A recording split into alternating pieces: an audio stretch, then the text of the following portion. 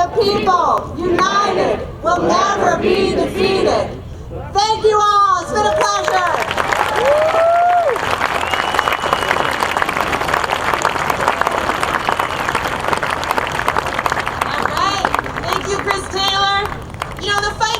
Schools is one of the most important fights we face right now as progressives.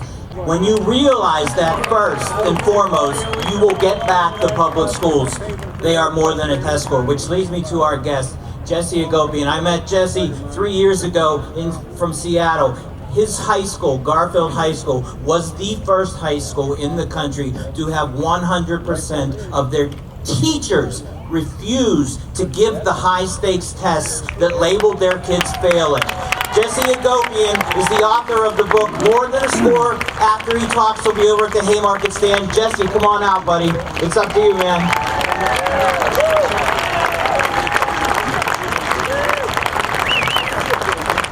Oh, it's wonderful to see you all out here today. I've made the pilgrimage here. And it's been great to see your city here because my dad actually went to the university here and began his career in organizing the Black Student Union and fighting against the war in Vietnam. I am fresh off the picket lines in Seattle where I joined 5,000 of my colleagues and we walked out to demand a school system that our students deserve. And they said that we haven't been teaching for the last week, but I disagree. I disagree because I think we were teaching the greatest lesson we could ever teach to our students. I think we were teaching the greatest lesson we could ever teach to our city and to this nation, that solidarity can win, that collective struggle can achieve social justice. Because we walked out in a strike of the Seattle educators to fight for an incredible list of demands that went far beyond our paychecks and our benefits that we were justly fighting for, but was a whole collection of demands to improve the public education system in our schools. And you know what happened? The school board got together in their wisdom and decided that they were going to take the lead of the corporate education reformers. We know them as Bill Gates, the Walmart family that's invested billions in privatizing our schools and pushing high-stakes testing, the Eli Broad Foundation that's doing the same, using their wealth to reduce the intellectual and emotional process of teaching and learning to a single score that they can use to punish our children, to punish our teachers, and to punish the schools. And our school board, instead of listening to the educators standing up to try to transform and create a just school system, they listened to these corporate reformers, and they passed a resolution giving the superintendent the right to sue the teachers, to sue the heart and soul of our school system. And this is what they wrote in that decision. They said, quote, "A strike for any reason by district teachers or other personnel is harmful and damaging to the district, our students, and our community." These members of the school board didn't walk the picket line. You can tell because actually the greatest community I've ever seen was created at the picket line at Garfield High School and at the schools all across the city when a group called Soup for Teachers formed. A parent who ran a soup business in Seattle started a Facebook page. And she said, "Who will join me in delivering food to the picket lines for our striking educators who are doing this for our students?" And 3,000 parents later, they reached every single school to deliver food and soup and sustenance and solidarity to the educators of Seattle to let them know that our struggle was their struggle. And why did they join us in this fight? They joined us in this fight because one of our central demands was a demand for caseload caps for our psychologists, for our counselors, for our speech and language pathologists, so that they could give the individual attention that our students deserve. You know, at Garfield High School where I teach, we have 100 homeless students right? In the glittering city of Seattle, right? In the shadow of Amazon and Microsoft and Boeing, right? And Starbucks and how many other massive corporate behemoths can I name? And yet Seattle's biggest high school, our flagship high school, has 100 homeless students, and we have counselors that have 400 students on their caseload. How can they possibly give the individual attention, the social and emotional support that our students deserve with those caseloads? That's why we were on the picket line.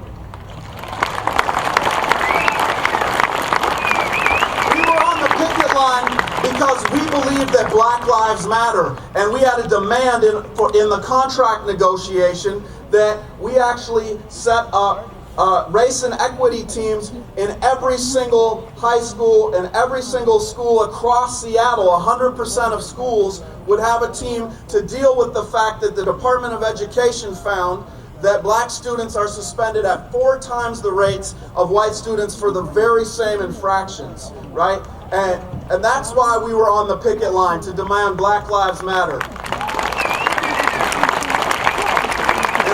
I'm proud to say the Black Lives Matter movement came out with a statement saying, your struggle is ours. We stand with you 100% in the struggle for an equitable school system and against institutional racism.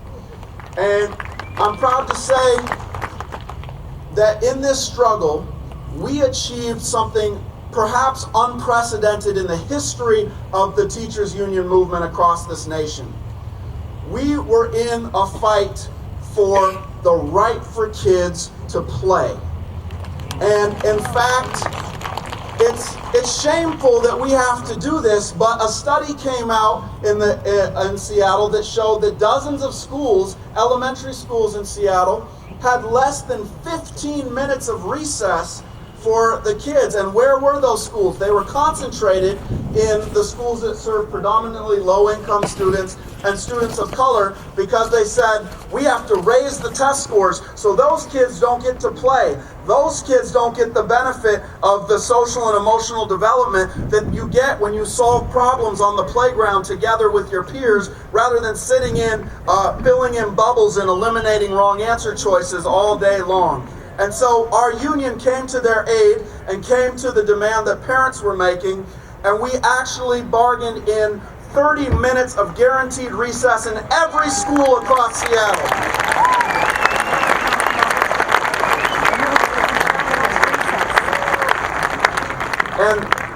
And perhaps I'm most proud because you heard that my high school was the first in the country to unanimously decide we were going to refuse to give one of these mind-numbing standardized tests, and we were going to turn towards real education, that we value teaching over testing. And when we took that stand 2 years ago, 7 other schools joined us in that fight, and it spread, and that rebellion convinced our union that they had to take a stand. And I am proud to say that in the current contract negotiations, the tentative agreement that was reached, that will be voted on tomorrow, I gotta fly back tonight. The tentative agreement that will be voted on tomorrow has 2 provisions around testing. Number 1, the district actually has to come to us with the testing schedule at the beginning of the year, and they can't add any high-stakes standardized tests in the middle of the year like they're used to doing. And number 2, not a single teacher in Seattle can be judged based on a student's standardized test score ever again. Where did this union power erupt? Well, I would suggest to you that you may have started this movement right here, and that your educators right here who walked out and who occupied the state capitol showed us the possibility of solidarity, of union struggle. So while you may be demoralized sometimes in the shadow of Scott Walker, know that that struggle was not in vain, and that the teachers in Chicago took up that struggle when they fought and struck in 2012, and that we have taken that struggle on now in Seattle, and that actually the struggle has just begun. I'm here to tell you all today that we are in the midst of the largest uprising against high-stakes testing in the history of the United States of America.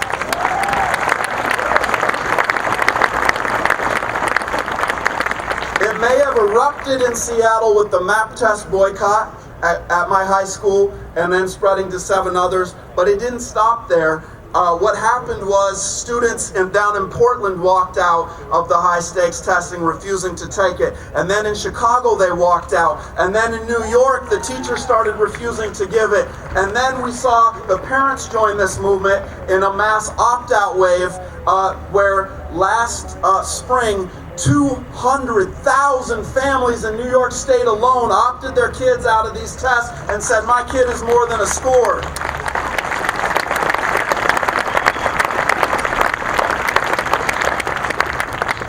And what are they fighting for? Why are so many of these families rebelling against these high-stakes tests? Why did hundreds upon hundreds of students in New Mexico walk out of the test, predominantly Latino students marching in the streets against the new Common Core tests? Right? Why is this rebellion reaching every corner of the country? I think it's because people know that education has to be a bedrock of a healthy community. I think it's because people know that we need an education system with a far bigger purpose than the narrow confines that those in the 1% have set up to make education.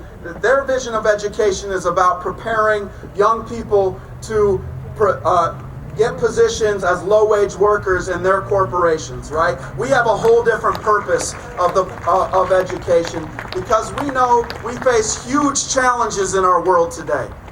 We know that we face endless war in our society today, right? Young people today who are my high school students have only known their entire life our nation bombing some other country and spending more to kill children in the Middle East than to educate them here at home.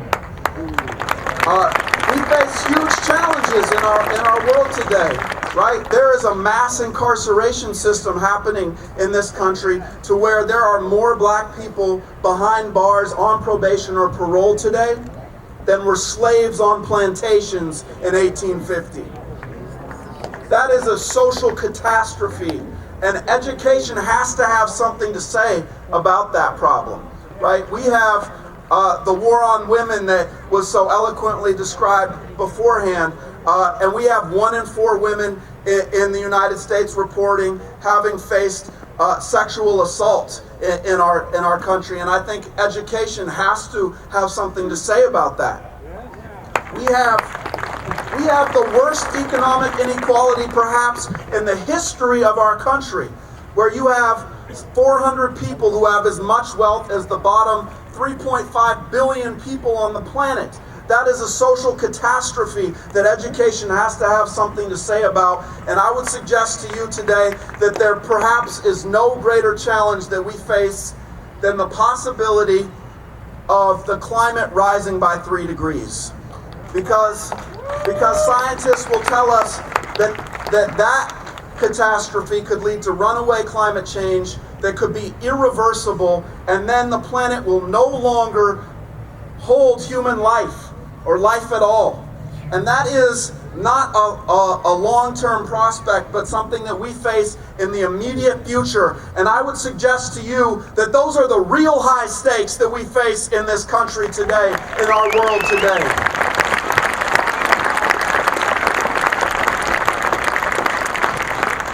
And that's why we're fighting to redefine public education. So I want to end today with the words of a student that contributed a chapter to the book that I edited and wrote for, called More Than a Score: The New Uprising Against High Stakes Testing. And I want to end with her words because I think they're indicative of the direction that young people are moving in a new uprising. And this young woman, Amber, was a student in the New York State public schools, and she was a valedictorian in her class. And when she was getting ready to graduate, the principal approached her and said, "You have to give the graduation speech, you're the valedictorian." And she said, "Absolutely not. I am not a public speaker. I don't have anything to say. I'm not going to do it. And the principal said, well, it's not that you have to do it, but it's that you would be shaming your family and the entire school and the community if you don't. So Amber relented. Maybe the principal might have regretted putting the pressure on her to give this speech, but she relented. And the first sign that this wasn't going to be your ordinary graduation speech was the title of the speech that was in the program that all the hundreds of assembled families got as they saw her approach the podium.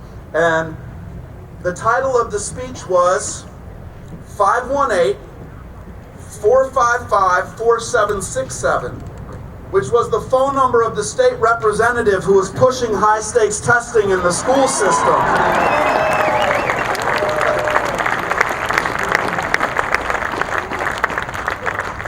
Brilliant.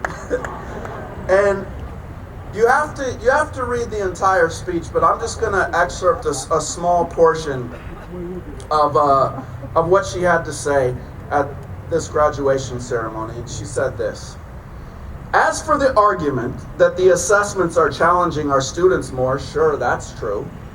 It's a challenge to fit the same amount of material into 1 year with more exams. It's a challenge to memorize loads of facts in time for the next test. It's also a challenge to eat a teaspoon of cinnamon in one bite without choking. But what are you really accomplishing? At this point, I'd like to throw a slightly relevant quote by a famous person into the mix to make my speech seem more legitimate. That appears to be how these things work. So, Albert Einstein once said, everyone is a genius, but if you judge a fish by its ability to climb a tree, it will live its whole life believing that it is stupid. We can't judge someone's intelligence by how well he does in a small group of isolated classes. Everyone learns differently, so education is not something that can be successfully standardized.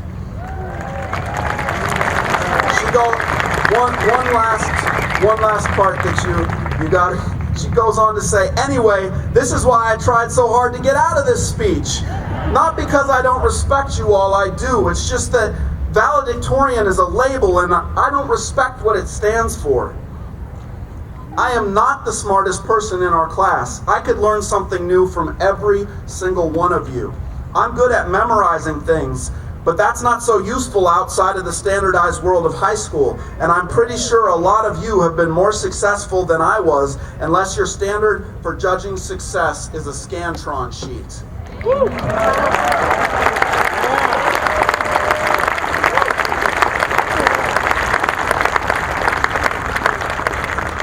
The teachers and educators across this country are in a struggle to reclaim public education, to stop the privatizers, and to develop schools that unleash critical thinking, that unleash creativity, that unleash imagination. And those are going to be the skills that help our young people rise up and reclaim and fight back and transform this country and build solidarity across the world to stand up to the richest 1% who are trying to take everything from us. But the only power they have is in what they have in their wallet. And the power we have is the power of educators and parents and students in collective struggle. Thank you so much for having me.